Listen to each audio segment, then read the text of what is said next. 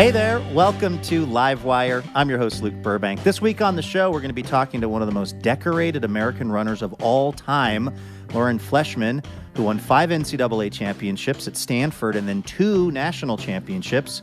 We're going to talk about her debut book, Good for a Girl, My Life Running.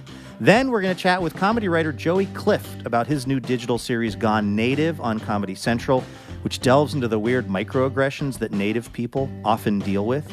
And then we're going to round things out with some music from the incredibly fun Seattle indie supergroup, Who Is She? And we're going to get the scoop on what really happened when they sang an unflattering lyric about Jeff Bezos at an NHL game at Seattle's Climate Pledge Arena, which was named by Amazon. We've got a great show this week, so stick around. It all gets started right after this.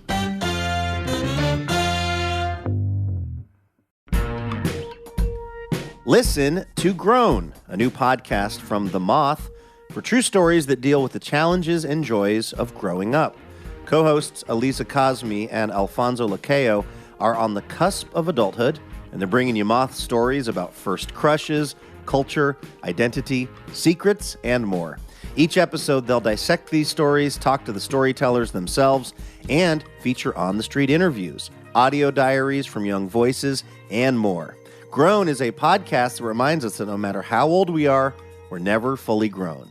New episodes drop bi-weekly on Fridays beginning Wednesday, February 8th. Listen on Apple Podcasts or wherever you listen to podcasts. Hey, Elena. Hey, Luke, how's it going? It's going actually really well this week. I had to take a minute to consider. I like to be honest with you at the top of the show, but I can report it's going really well. Are you ready for a little station location identification examination? Well, now I am. Now that you know things are going well for me? Yeah.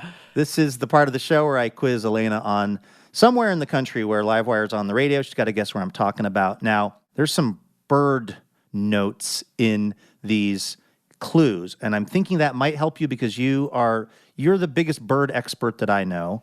Now, first thing, the city that we're talking about is actually pretty young. It was only incorporated in 1999, and it is in fact spread across 13 islands.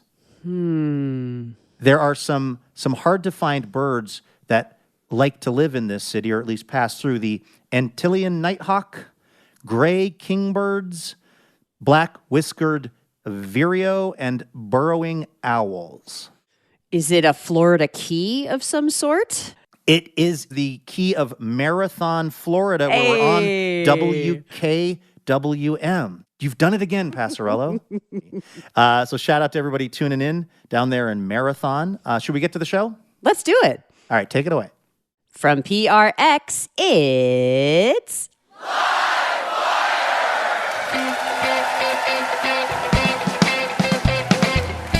This week, runner and author Lauren Fleshman. Sports are built around the male body and male performance norms is that you work harder, you get better, you get out what you put in. But for female-bodied people, when we go through puberty and our bodies change, we have a different normal. And comedian and writer Joey Clift. The Venn diagram of LA comedians to pro wrestlers, there's a small amount of bleed over. There's a few wrestlers who do comedy, there's a few comedians who do wrestling. With music from Who Is She? And our fabulous house band. I'm your announcer, Elena Passarello, and now, the host of Livewire, Luke Burbank. Hey, thank you so much, Elena Passarello. Thanks to everyone tuning in all across America, including all the way down there in the Florida Keys. We have a really fun and fascinating show in store for you this week. Of course, we asked the Livewire listeners a question in honor of our guest, Lauren Fleshman, who is just an incredible record-setting runner type. We asked, what record would you like to break? And we're going to hear those responses in just a few minutes. First, though, we've got to get to the best news we heard all week.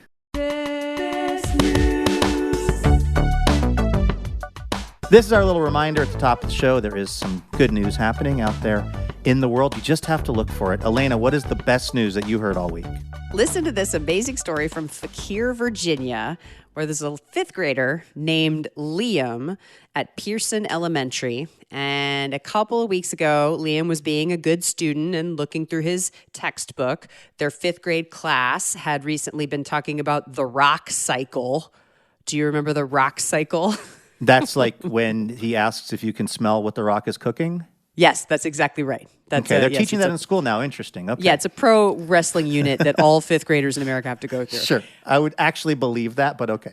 I don't remember the rock cycle, but I remember that there are 3 different types of rocks: igneous, metamorphic, and sedimentary. And each one, I guess, goes through the rock cycle at different times. And Liam was looking through his textbook at the rock cycle part, and he noticed that the entry with the picture for the igneous rock fit the description of the sedimentary rock, and vice versa. So the textbook had actually gotten the illustration and the descriptions wrong. So he went and talked to his teacher, Miss Porter, and bless Miss Porter's heart, she did what I would have done. She was like, oh, I must have taught it to him wrong. Well, she assumed that she had just misguided the students as opposed to creating super students. Right. She actually was making some of the most amazing fact checker students on the planet. So she did a little further research and she confirmed that, no, she taught them right. The textbook had it wrong. And so she called her instructional lead person. They got in touch with the textbook company, and the textbook company, Five Ponds Press, wrote a handwritten letter back to Liam thanking him for being so vigilant.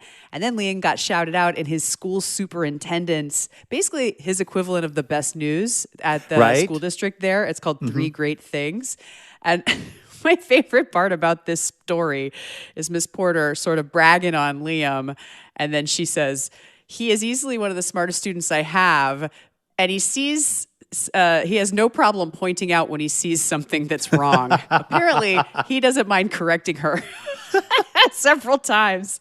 This has put some wind in his sails. I think that hand is going to be permanently up Tracy Flick style for the rest of the school year. Well, my French textbook in high school said that a picture of Katharine Hepburn was a picture of Audrey Hepburn. And I told my French teacher, and she didn't do anything about it. She was like, sit down and do your homework. So I'm just glad that the system is a little more open for these kinds of Tracy Flicks. We can get, good, accurate information from all kinds of places, including even maybe the students.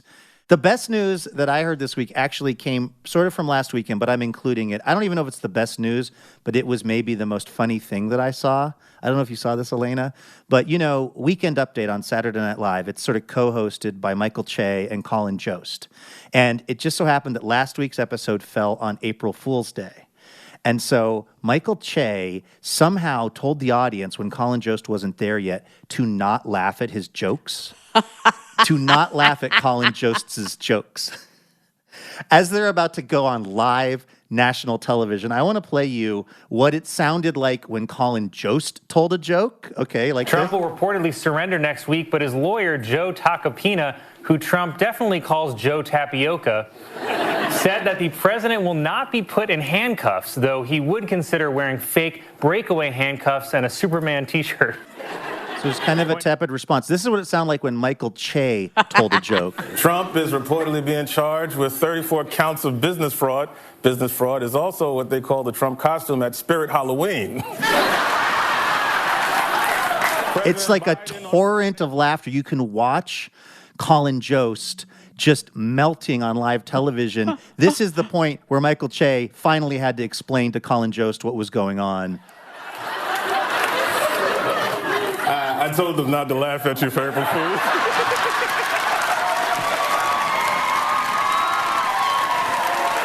Basically, the entire rest of the Weekend Update just was canceled because they were just laughing so hard. All Colin Jost could talk about was how traumatized he was by this. He thought his mic wasn't on. He started profusely sweating.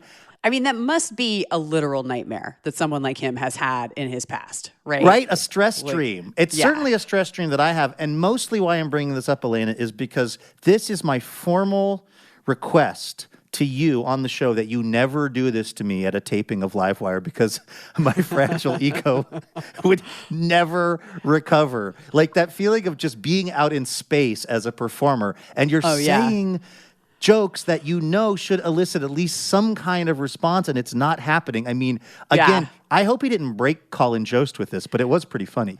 Well, I mean, the one cure for that is to teach young people, because I have dropped so many jokes that have been met with complete crickets chirping. That April Fool's joke would be fine for me. So you're basically immunized against bombing in front of audiences because sometimes in your role as a college professor, you've had this experience, except Michael Che didn't tell your students to not laugh. Yeah, it's just the way that they are or the way that my jokes are. Yeah. That is the best news, weirdly, that I heard this week.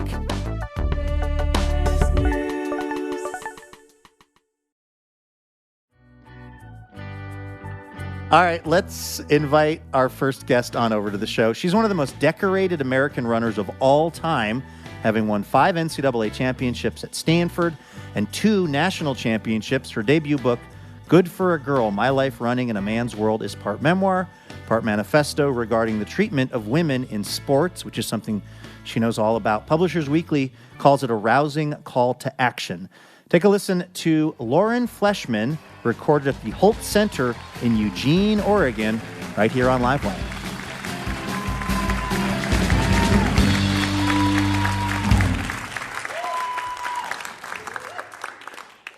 Lauren, welcome to the show. Thanks for having me. When did you figure out that you were just way faster than like the other kids? I just grew up in a neighborhood full of kids and like all these dead-end streets, and we played disorganized sports all the time, and I was hard to catch. So for a wide range of ages and kids, so I was like, I'm pretty good at this. And then I stole a lot of bases in softball. So yeah, it's always been a source of pride. And you were, you write about in the book that your school would, for gym class, you'd run the mile like every week. Yeah. By the way, it sounds way more, we were juggling scarves at Daniel Bagley Elementary School. I don't know what was going on in Southern Cal, but like. Yeah, you're probably more coordinated than me then, but I'm faster, I guess. Debatable. But like you were running that mile, and were you just beating everybody back then too? I was, and then this one week in 8th grade, after spring break, they would post the results of the fastest times, and I always had the fastest time, and then there was someone ahead of me, and his name was Rocky, and I had beat him for 2 straight years, so it didn't make any sense.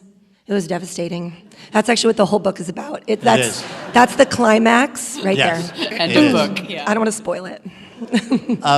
I could imagine that people might note that you went to Stanford, you're this incredible runner, and they might sort of, I will admit, I assumed a certain life for you that you had just based on how I perceived you. Then I read the book, and it was like, you really loved Steve Prefontaine because he was like a gritty runner, too. Yeah, totally. Right? Yep.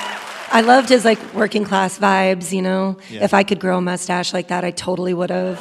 Did you want to be Shefontaine? Yeah, I did. My aunt used to call me Shefontaine as a joke, and I pretended to hate it. But like, I mean, you grew up, can we talk about the household that you grew up in a little bit? Like, what did running mean to you?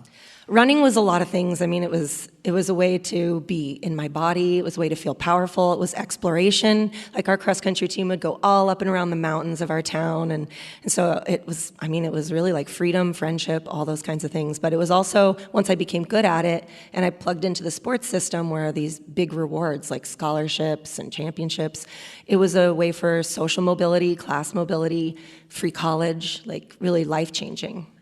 Well, I mean, the big part of this book is kind of your journey, through college and then into the pros. And you hit a point where you plateaued. Mm-hmm. And that happens to a lot of elite athletes where you're putting in the same amount of training, maybe even more, and you're just getting a different result. Mm-hmm. What was that like emotionally, mentally for you to have that plateau period? Yeah, it's tough because I think the main example in sports are built around the male body and male performance norms, is that you work harder, you get better. You know, you get out what you put in. We have all kinds of refrigerator magnets along those lines. But for female-bodied people, when we go through puberty and our bodies change, we have a different normal, and it involves a plateau and sometimes a little bit of a dip before we can start rising again, adjusted to our new bodies, and then we peak in our mid to late 20s and beyond. But that's not common knowledge, and that was a big motivation for writing this book, is that when female athletes are going through these changes, a lot of times coaches, well-meaning coaches and parents and teammates have them barking up the wrong tree looking for answers. Like, maybe it's something in your head, maybe you just don't care as much anymore, maybe you're not motivated, maybe there's some problem and there's really no problem. People just need to be patient and let female-bodied people develop through those years and stay healthy, and the best is yet to come.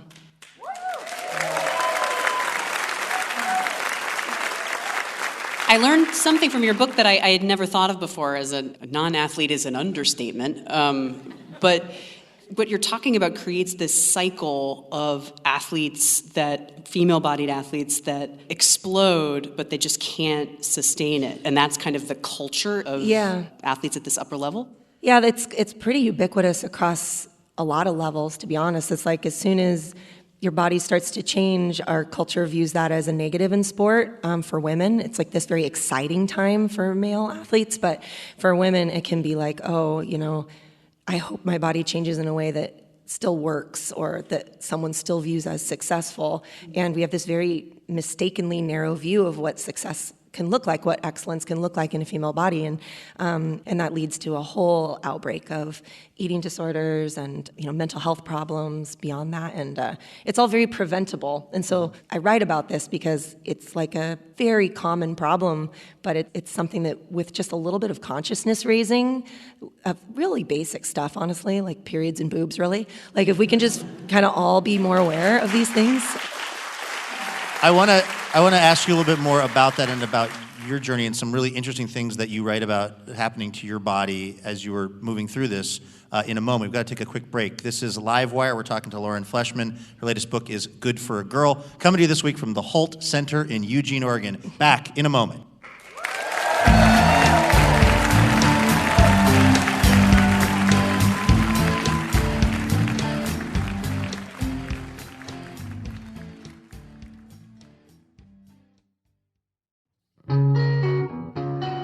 Livewire is brought to you in part by Alaska Airlines. Alaska Airlines offers the most nonstops from the West Coast, including destinations like Hawaii, Costa Rica, and Belize. And as a member of the One World Alliance, Alaska Airlines can connect you to more than 1,000 destinations worldwide with their global partners. Learn more at alaskaair.com.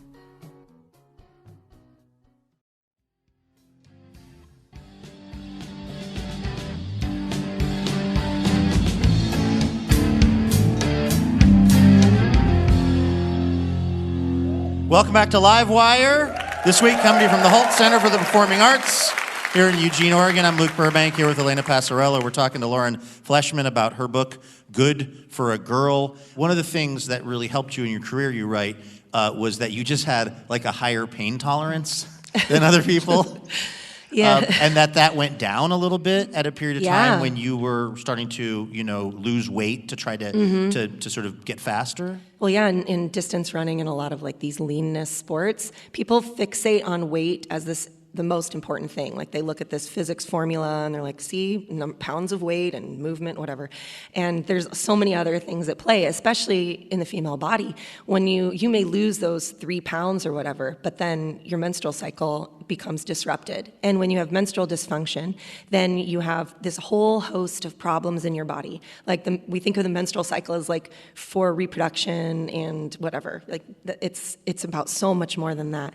And but we don't educate people on it. Like most coaches can't even say the word period without a euphemism, so much less know all the things that it does. And so one of the things that menstrual dysfunction causes is a decrease in pain tolerance, a decrease in recovery time, compromised immune function, increased anxiety. I mean, racing is stressful enough. If you're increasing your anxiety because of menstrual dysfunction, it's not helping you in the short term or the long term. Well, so then, I mean, what would be a potential solution for this? Because we're talking about running and people want to be the fastest. Yeah. How do you restructure the sport so that people are able to take care of their bodies but still be competitive? Because people still want to win, right? Yeah, they do. And it's tough because the person you're watching winning, that everybody's celebrating, you can't tell what's going on underneath the skin. And it takes time for, the bone degradation and the tendon weakening to show up. And then by the time that person is struggling with health problems, there's already a new person at the top. Because you can, not always, but you can get a short-term advantage from rapid weight loss. And that's what's happening. And so it is like a little bit of a tough cycle to break. So I think really it's about education. It's about getting people to truly understand the risks of these behaviors and and most of all, like if people knew they'd be compromising their relationship with food and body, and food, especially this thing you need to do multiple times a day for the rest of your life. If coaches and teammates, if we were all more aware of the stakes, like the long-term stakes of our well-being, I think we would intervene sooner. And intervening in eating disorders sooner is correlated with a higher likelihood of recovery. But there's no policies in place right now to still to manage eating disorder recovery. And so you have coaches that don't know what to do, or maybe are even exploiting these athletes for a short-term benefit and kind of replacing them with the next ones that come along. And that's the situation we're in. So I think we need to have mandatory coaching certifications to coach female-bodied people where they're educated on these basics. And I think we need protocols in high school and the NCAA for intervention with eating disorders so that you take the individual choice away from coaches, just like we've done with concussions. Like it used to be like a incident by incident decision. Is this head knock bad enough, or can you really get out there because the game's close? Like it takes that off the table. Now you have to follow a protocol that's in the best interest of athlete health. We were talking to Lauren Fleshman about her book, Good for a Girl. I was really shocked by a statistic in this book about the way that female athletes in college perceive their own bodies. Because these are about as elite as you can get from an athletic standpoint, and it was shocking to me the percentage of them that feel like they need to, quote-unquote, lose weight. Yeah, I mean, it's over half of these, quote, fittest bodies in the NCAA. Over half feel that their body needs to be changed, and over 90% of those think it's to lose weight, an average of 13.5 pounds, which is like a leg, really. I mean, it's shocking to think that is what's living inside people's minds, the static on a day-to-day basis, not just in their sport, but when they're in class, in their relationships, like you're wandering around your life every day thinking that something's dramatically wrong with you. And that's not obviously just athletes, that's ubiquitous, especially among women in our culture. But we have to do something about it. If some of these things you're talking about were instituted, and it meant that times were slower, would that be an okay outcome in your mind? If people being healthier just meant we're just not going to run as fast because we don't want to die, would that be an okay outcome? Honestly, yes, absolutely, 100%. Like, we make choices like that all the time. I mean, the irony of this is the NCAA was created originally because so many athletes were dying in football when they started having college sports that they created the NCAA to reduce deaths by creating rules that protected athlete health. So that's why they're here. It's become more about not giving athletes free cars and whatever other things we talk about. But yeah, we just need to hold them accountable for what is already in their mission statement to do. Yeah.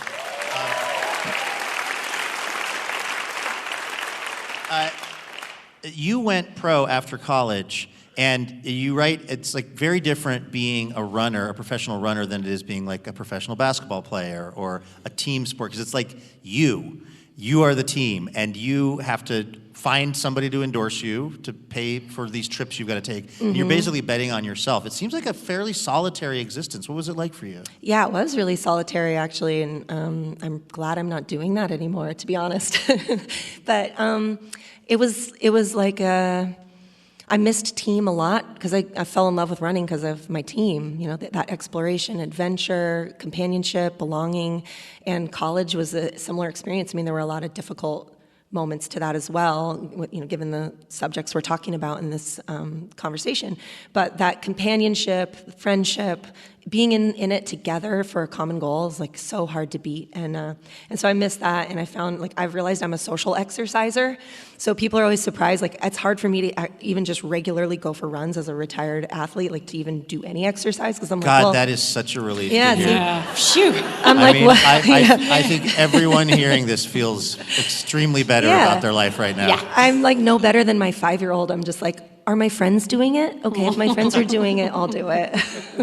A lot of your professional track career took place in other countries, and I got the sense that the rest of the world thinks about track and field and running events sort of differently than we do over here. And I don't mean here, Eugene, Oregon, because this is its own ecosystem. It is. But you know what I mean? What do you think accounts for that? Well, I think there's a lot of history, and also there's these cities that host their one big event every year, and it's become like a festival environment. People are invested in it. Here in the U.S., we like to move races around. Like we move our national championships from place to place.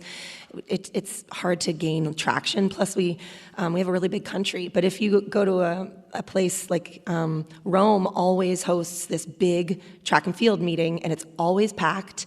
And there's 14 different countries that have races like this in the Diamond League. And I think people just look forward to it every year. And also, they have gambling and alcohol, so that's part of it. You know, that could really add something to these track events here in Eugene. There's some really real talk in this book. Real talk about, yourself, about your teammates, and like injuries that they sustained because they were not menstruating. Mm-hmm. You talk about your father's alcoholism. Mm-hmm. What's the response been from the people in the book? Did you get permission from folks that you wrote about? The people who I didn't get permission from, I changed names and identifying characteristics for, and I tried to only include stories about people that were imperative to the larger mission of the book, to stop these things from happening. But yeah, it's been a lot of anxiety still, even with the people who I had permission and I did interviews with. When I sent them the book, I was just like, But these are all people that care, like they care deeply. And the thing that I've heard from so many people that I've sent it to, that I talked to early on, were like, I kind of started to think I imagined it all, And it was so good to read your book because I'm realizing like I didn't imagine it. How messed up is that? What's harder, writing a book or like running a 5K at the sort of national championship level? Because one lasts for you 15 minutes, the 5K. Yeah. The other is like 15 months, 15 lifetimes? Like 3 years. The 5K is definitely a unique kind of pain. It's like a little bit of like an icicle in the eyeball for 15 straight minutes, but... God, I wonder why more people aren't into track with that kind of sales pitch.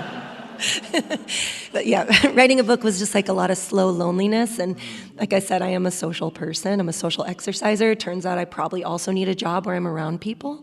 So I'm going to do some reevaluating how I'm going to approach the next writing project. I know you have a couple of kids and you have a daughter, right? I do. Are you hoping that she becomes a competitive runner? What part of my motivation for writing this book is that when I thought about the potential of my daughter becoming an athlete, I felt scared. Even though sports brought me the life I have, which I love, and brought me so many great memories, and I'm not alone in that. These teammates that I reached out to and talked to about this with their kids, they had the same fears. But I think that putting this out there and trying to raise consciousness about these issues, having coaches respond, parents respond, athletes respond, it is changing the way people think about like the typical female experience and what we need to make space for in sports. And so I do feel more safe about my daughter participating if that's what she wants to do. Right on. It's a great book about running and life by Lauren Fleshman. It's called Good for a Girl. Lauren, thanks for coming on Livewire. Thank you.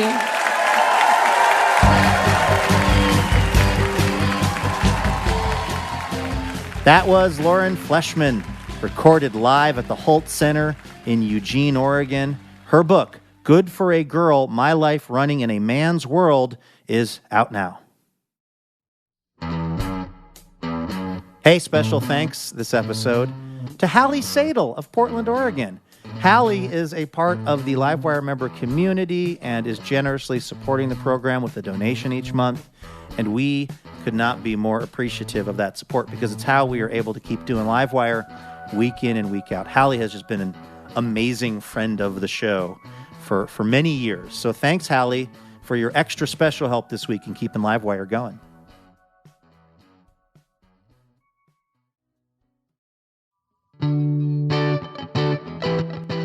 This is Livewire. Of course, each week we ask our listeners a question in honor of Lauren Fleshman's incredible accomplishments. We asked our listeners, what is a record you would like to break? Elena has been collecting up those responses. What are folks saying? I love this one from Brian. Brian would like to break the record for fastest traveler through TSA. That would just be a reward in itself, right? I feel like I might actually be able to qualify at least for the regionals on that because I travel so much for work that I have just every nanosecond planned out. My dad, Tony P., friend of the show, Yep. was a traveling salesperson his whole life, and his goal was always to never stop walking. Once you get out of your car, you walk through TSA, you walk through the thing, you walk through the line, and you walk onto the plane. So. I love it. Just like a cartoon character who's sleepwalking and That's right. just passing through each barrier unknowingly. That's great. All right, what's another record that one of our listeners wants to break? Oh, this one's charming from Kevin. I would like to break the record for person who makes my wife laugh the most. Aww. That's a relationship that I think is going to do just fine. I mean, what we don't talk about enough is that most of a relationship is just trying to make the other person laugh. That's like 98% of it. And not in the bad way. Not like by Laughing at. Yeah. them or being laughed at. Or if somebody's like laughing maniacally, like, hello, honey, have a good night. I don't want that kind of laughter in a relationship. No, that tells you either. that you may be married to the Count from Sesame Street, if that's Which actually, happening. I mean, he could get it. So Yeah, absolutely. Yes, this is the show where we say the Count can get it. Sure.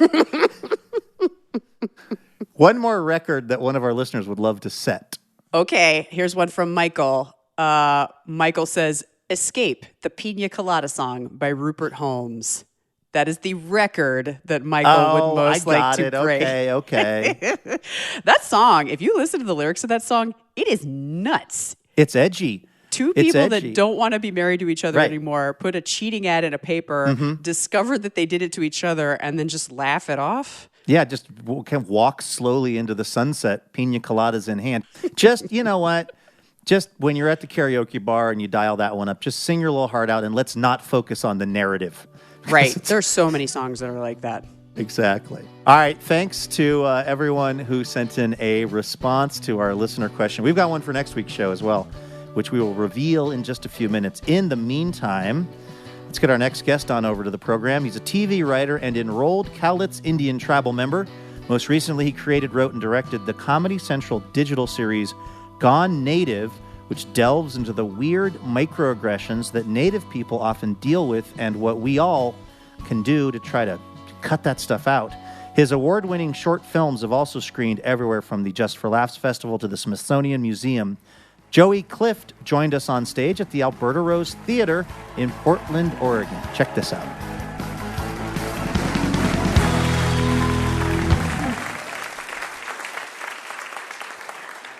You and I were emailing last night, and I believe you said something like, I don't want to make working out my entire personality, but I am emailing you from the treadmill. Can you elaborate on why that was the case?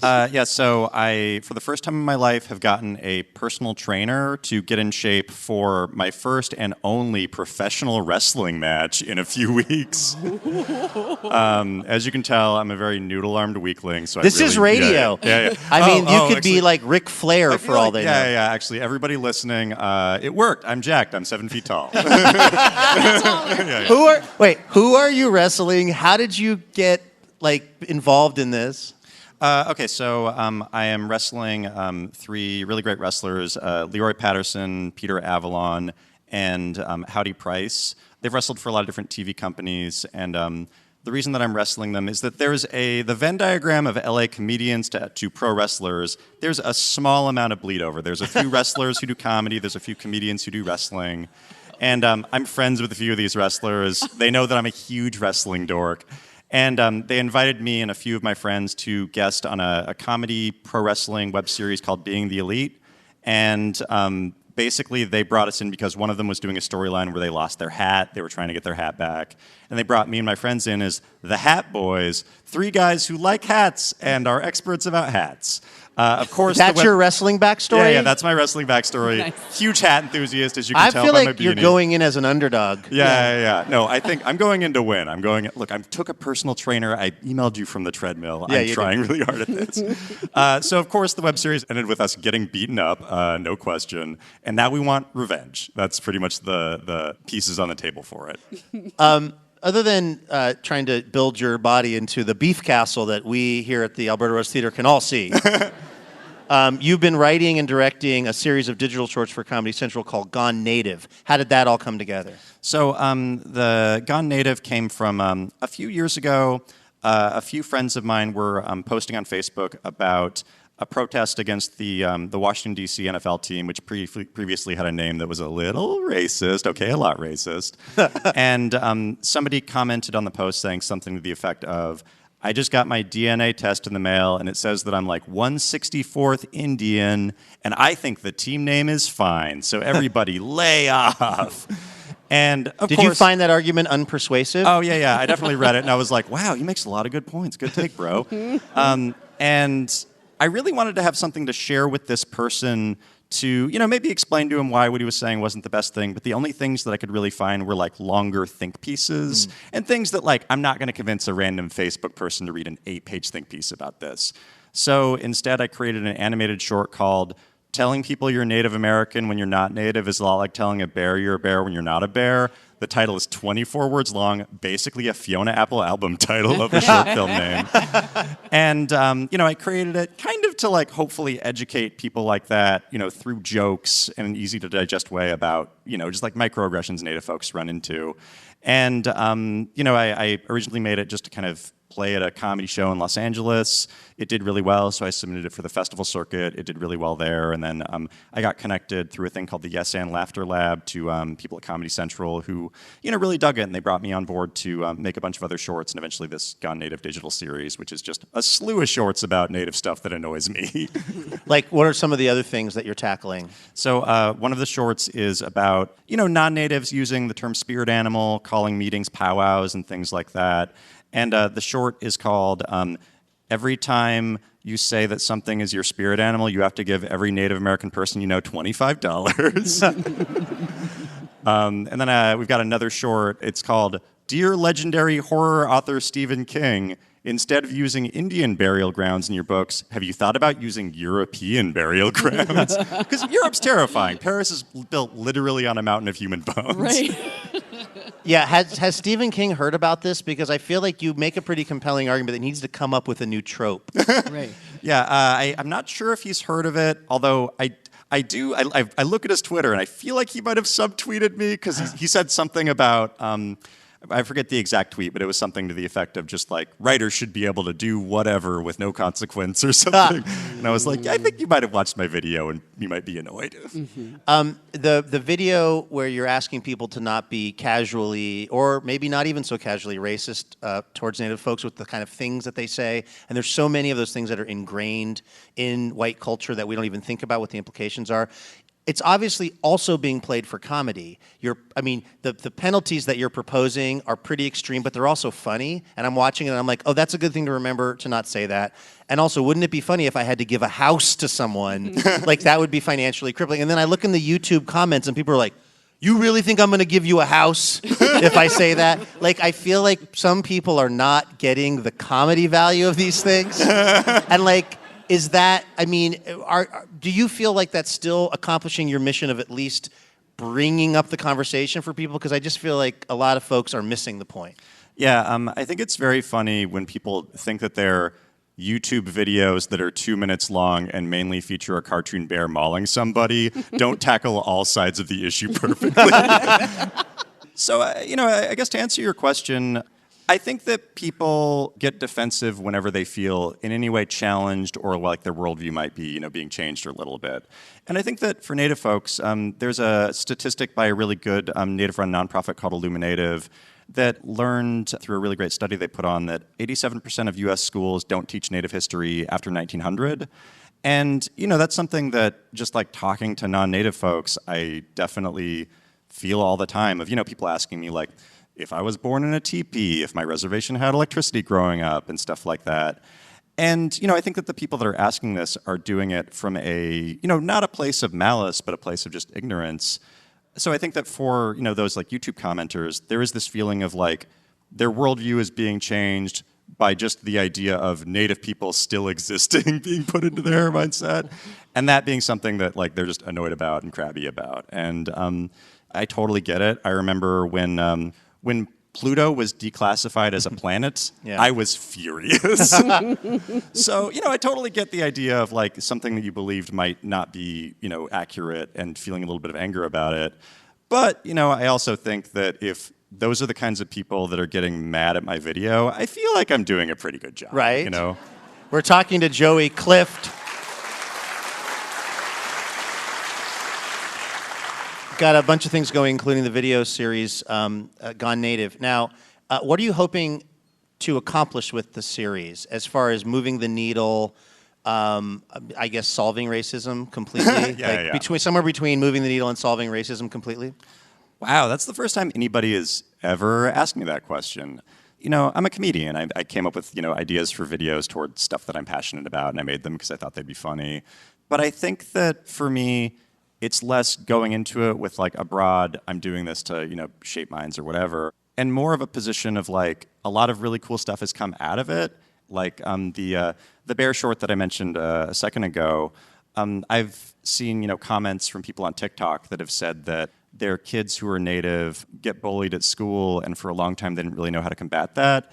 And now they just say, hey, you better stop bullying me or you're going to get mauled by a bear. And that I've like equipped just like Native kids and like, just like people with like an easy joke that they can use as ammo in, something that might be like a weird racial microaggression-y situation. It's like, oh yeah, that was not my intention when I just wanted to make a video with a guy getting mauled by a bear over and over again.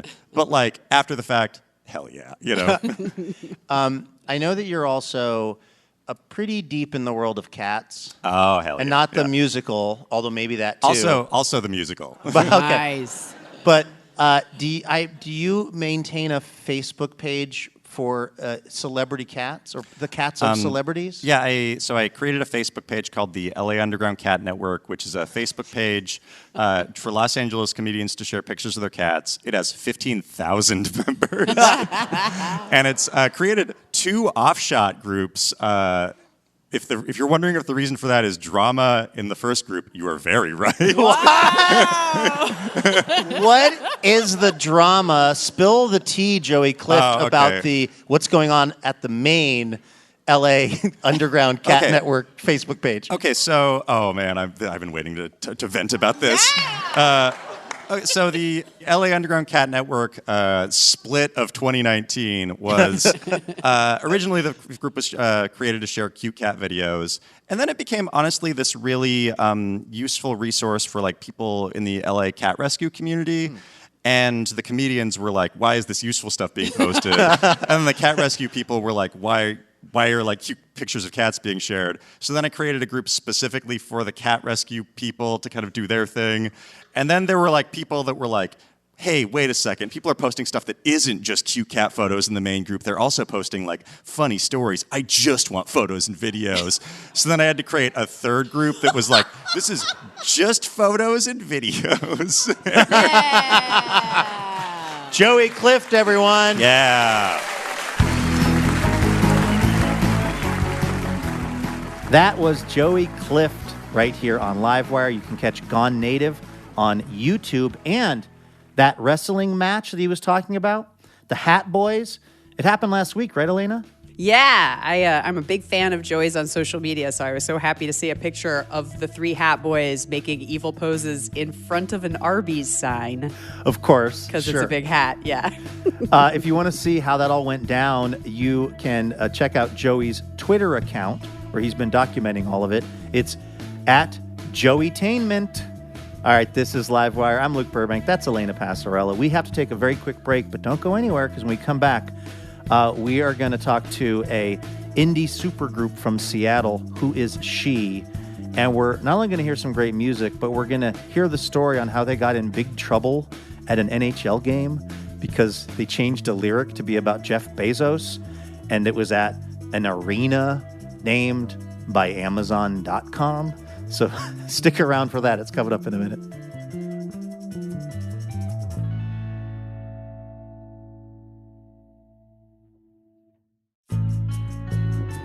Welcome back to Livewire from PRX. I'm Luke Burbank here with Elena Passarello. Before we get to our musical guest, a little preview of next week's show, we are going to be talking to our friend, the writer John Mooallem. He writes for the New York Times Magazine. His latest book of essays is called Serious Face. It's really incredible. And it explains, among other things, why you might not want to text your friend a picture of a Spanish bullfighter that you saw somewhere because you think it looks exactly like them. This happened to John Mooallem. Plus, we are going to meet chef and bar owner Jenny Wynn, who opened what might be the world's first sports bar that only plays women's sports on the televisions. It's called the Sports Bra. So let that sink in for a minute. One of the great sports bar names of all time.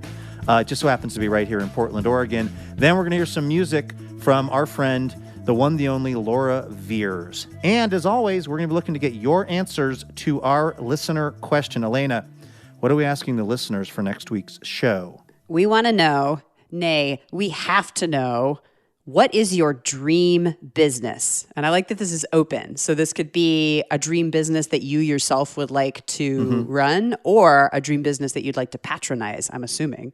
Or a dream you had about a business that makes no sense. Right. It's like, I don't know why I was at an espresso stand with snakes. All right. If you've got an answer, send them in. We're all over the social medias at Livewire Radio. All right, this is Livewire from PRX. Our musical guests this week are a Seattle-based indie supergroup. They feature members of Taco Cat, Chastity Belt, and Lisa Prank.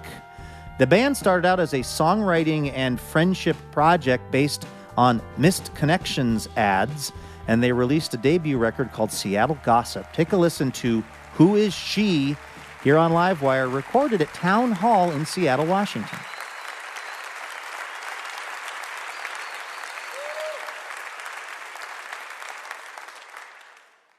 Hello there.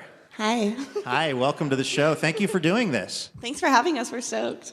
Can I get a little bit more explanation of how a musical group based on misconnections ads works? How did that work in the early days? Well, we got obsessed with misconnection ads and like Craigslist and The Stranger, and started writing songs that were just based on them. So a lot of them were like, I saw you on the bus and I didn't say hi because I'm too shy. And so at what point did you, because it sounds like this started out, you're all in other bands that have great acclaim here in Seattle. When did you realize, this is also going to be a thing that we're going to do and go out and play shows and put out albums? Well, me and Emily are in Taco Cat, and and Julia's in Chastity Belt, and I'm in Childbirth with her, and Robin's in Lisa Prank, and it was just fun to write those songs, so we just kept doing it. We did an album, and we're going to do another album this year. You also got, you sort of made your way into the news recently when you were playing a gig at the hockey game, the Kraken game. And there's this song by Tigre, it's My Metro Card was the original version, and in it they kind of can you tell me the story of how you ended up doing your version of that song at the hockey game? Well, first of all, I'll just say we're all a little nervous because the last show we played, we got fired. So please don't fire us. I promise you, if they haven't fired me yet, they're not going to fire you. I was in the light rail and I was texting Bree about how we should write a version of La Tigre, like Seattle-based one, because, I love my Orca card. We all ride public transportation a lot. Shout out to Orca cards. And so we adjusted their song "My Metro Card" or "By My Metro Card" to "By My Orca Card," and in the La Tigre version, they have a line dissing Giuliani, and we were like, "Oh shoot, we got to update this Orca Card song to have a local villain," so we changed the line about Giuliani to be about Jeff Bezos.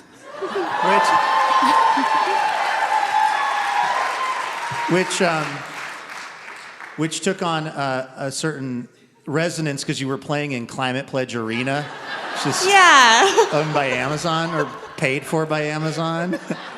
When did it become clear to you that they were not, as they say, super stoked? When we were asked to not come back for the next 2 nights.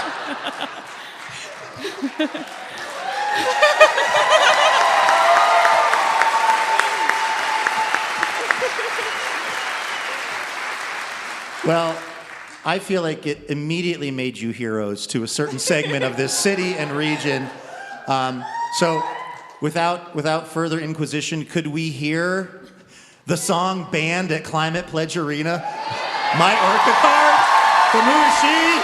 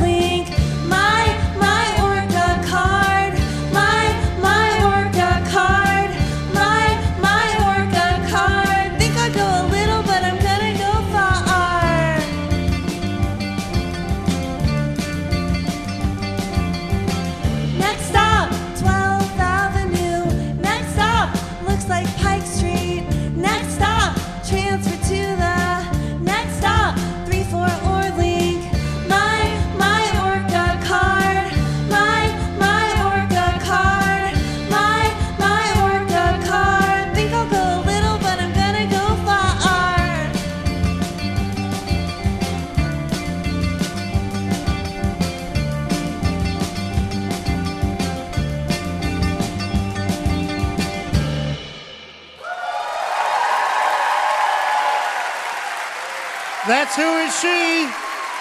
Right here on Livewire. Thank you. That was Who Is She? Here on Livewire, recorded at Town Hall in Seattle. Their album, Seattle Gossip, is available now. All right, that's going to do it for this week's episode of the show. A huge thanks to our guests, Lauren Fleshman, Joey Clift, and Who Is She? Livewire is brought to you in part by Alaska Airlines. Laura Haddon is our executive producer. Heather D. Michelle is our executive director. Our producer and editor is Melanie Sevchenko. Our assistant editor is Trey Hester. Our marketing manager is Paige Thomas. Our production fellow is Tanvi Kumar. And Yasmin Median is our intern. Our house band is Ethan Fox Tucker, Sam Tucker, A.L. Alves, and A. Walker Spring, who also composes our music. Molly Pettit is our technical director and mixer, and our house sound is by D. Neil Blake. Additional funding provided by the Regional Arts and Culture Council and the James F. and Marion L. Miller Foundation. Livewire was created by Robin Tenenbaum and Kate Sokoloff. This week, we'd like to thank member Hallie Sadel of Portland, Oregon. For more information about our show or how you can listen to our podcast, skedaddle on over to livewireradio.org. I'm Luke Burbank for Elena Passarello and the whole Livewire crew. Thanks for listening, and we will see you next week.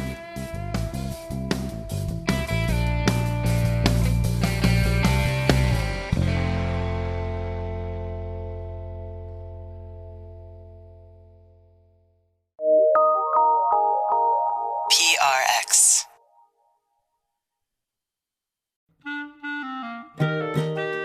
Wouldn't it be amazing to have a piping hot episode of Livewire delivered right to your heart and ears each week? Well, guess what?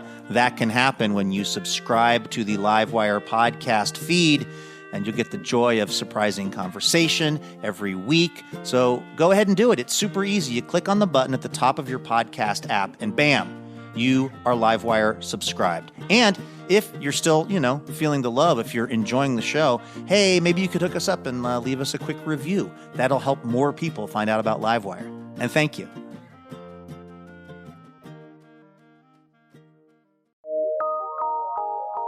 From PRX.